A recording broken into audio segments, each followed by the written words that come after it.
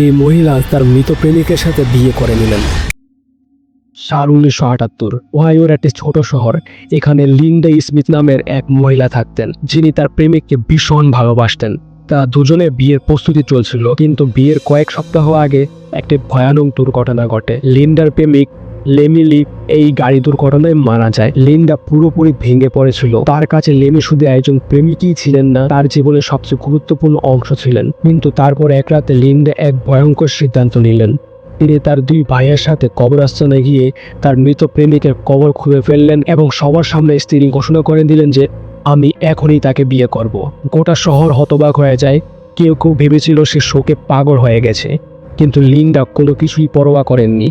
তিনি এক অদ্ভুত বিয়ে অনুষ্ঠান আয়োজন করেন, কিন্তু আসল ধাক্কাটা তখন লাগলো যখন লিন্ডা লেমিকে পুনরায় কবর দিতে অস্বীকার করলেন। এর পরবর্তীতে তিনি বললেন, এখন থেকে আমরা দুজন একসাথে থাকবো এবং আমরা পরিবার শুরু করব।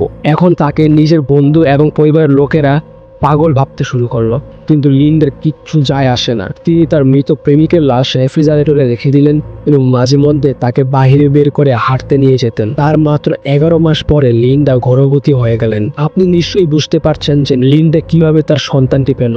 যদি বুঝতে পারেন তাহলে কমেন্টে জানিয়ে যাবেন কিভাবে। এবং আমার YouTube channel dark schools of Amir হামজাকে সাবস্ক্রাইব করুন।